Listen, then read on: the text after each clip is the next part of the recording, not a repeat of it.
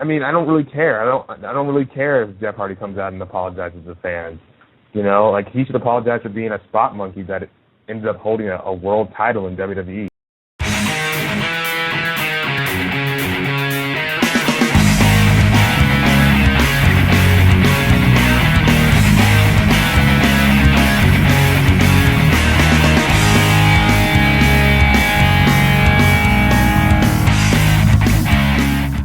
Holy bombshell, Batman. Triple H versus CM Punk at Night of Champions. This match was made a whole hell of a lot sooner than when I would have thought we were going to see this match, but it's another interesting twist in an already great storyline so far, and it also opens up a lot of questions. Like, I'm wondering now, what happens with Kevin Nash? Like, we saw him on Raw, and he announced that he signed a contract with John Laurinaitis, and I guess we're going to be seeing him on a regular basis on Raw, you know, from this point on.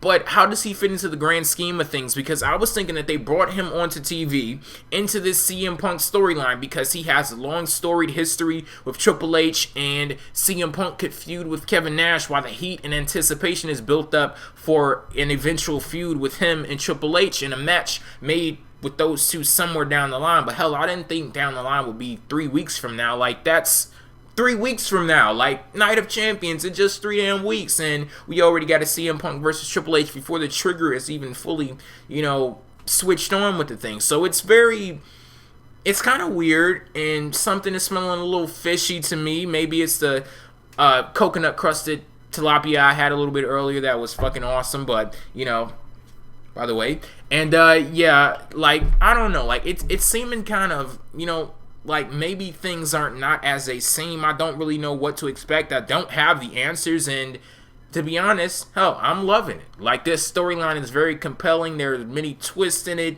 and we still haven't even got to the bottom of the whole who sent the text message thing and how Stephanie relates to this all. Then we also have the power struggle going on between John Laurinaitis and Triple H. Just a lot going on, and I'm loving it. Let me know what you guys think about it all. So we had some other big news on Monday Night Raw. Triple H announced that basically the brand extension is over. Like, we still have these separate brands in the Raw roster and also the SmackDown roster, but I guess they can switch back and forth now with no real restrictions on Raw talent on SmackDown or SmackDown talent on Raw. But hell, when was there ever? A lot of people are going to be pissed off at this, and there are pros and cons, but let's be honest. When the hell was the last time the brand extension was, you know, strictly enforced? Like, it's been over for all intents and purposes for a while now. They just basically finally set it on TV and made it official.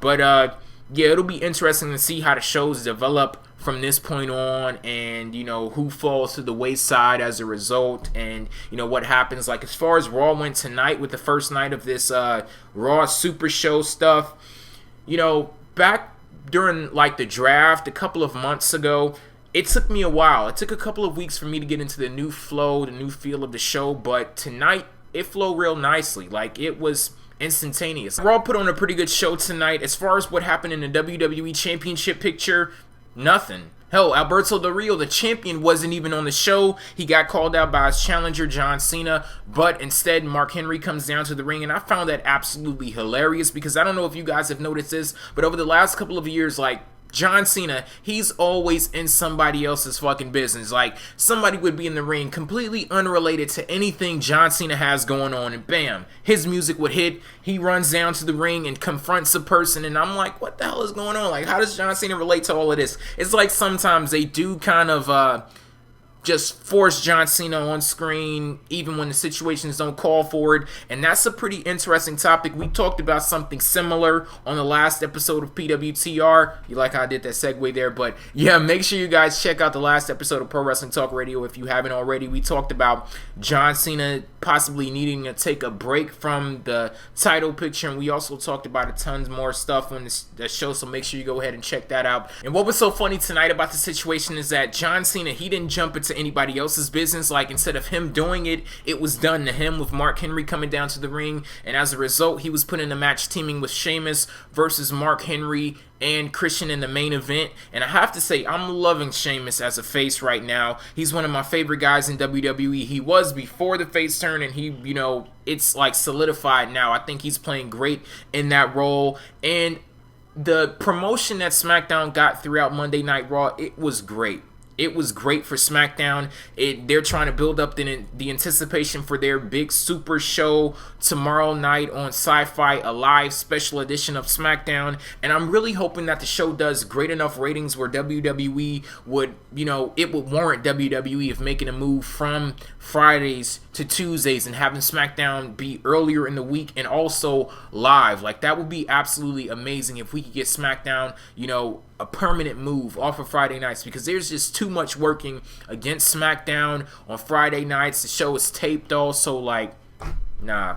Not really feeling this. As far as the rest of Raw goes, we had a couple of great matches. Randy Orton versus Dolph Ziggler was one of them, and I can officially say that I'm back to being a Randy Orton fan. I know we hit a couple of rough patches in the past. I'm done with Randy Orton. I am no longer a Randy Orton fan. Randy Orton, you are not a viper. You are a garden snake. Well, okay, that wasn't just a rough patch. That was like fucking barbed wire and booby traps, but you know what? We're past that. Another great match on Raw between CM Punk and The Miz, and I loved how they worked R-Truth and The Miz into what's going on with CM Punk and Kevin Nash. I thought that was cool. We also have some stuff developing between Michael McGillicuddy and David Otunga, of all people, like after they lose the tag team championships after doing not shit with them for 3 months. We finally have a storyline developing between them and Jerry the King Lawler. He's been talking trash about them for a while now, and people have been asking me, what do I think about Jerry Lawler basically burying them while they held the tag team championships, calling them irrelevant and saying they had no personalities? Hell, I agree with it. I 100% agree with everything that he's been saying about David Otunga and Michael McGillicuddy, because I forgot that they existed for a while. Like, we had Michael Cole defending them. Well, they won tag team championships from so-and-so, and they had the tag team championships for 3 months. Hell, the only way you would have known that is if you went to go look it up. Like, you wouldn't have known that from watching TV, because, hell, we didn't see them on TV for a long-ass time. Like, they weren't defending championships, not doing anything with them at all. Like I said, they finally got something to do now that they lost the championships, but we'll see where this thing goes. Has me interested a little bit, and hey, that's a success, in itself, because I wasn't interested in Michael McGillicuddy and David Otunga at all. The Divas division, whatever is going on between Natalya, Beth Phoenix, I hope they go ahead and pull the trigger on it. Like, I'm trying to be patient. I'm trying to sit around and wait and, see where it ends up going. But I just cannot deal with this, them just standing around watching Kelly and Bella Twins matches. Like, doesn't that enrage people? Like, that's cause for mental fucking insanity. How can you just sit around and watch something like that and not want to go out there and rip their heads off? Like, there's not enough Easy Mac in the world for me to sit through more Kelly and Brie Bella and Nikki Bella matches. Like, come on now. I wish we get to a point where Natalya and Beth Phoenix stop watching and go out there and start doing. So I'm wondering, when is that going to be? Yeah, that's where I'll end this video. Make sure you guys, have your ears and eyes open, because I will be revealing some big information. Some changes are being made in the Empire. If you don't know what the Empire is, that's basically what I call everything that's going on with me and YouTube and the Sideshow and Pro Wrestling Talk Radio. Some changes will be being made, and as soon as I can get things confirmed, I'll be letting you guys know. But things are changing on every level, and when I say it, I actually mean it. Take that, Dixie Carter. So yeah, that's where I'll end this video. Thank you guys for watching. I am J-Dub. Peace out.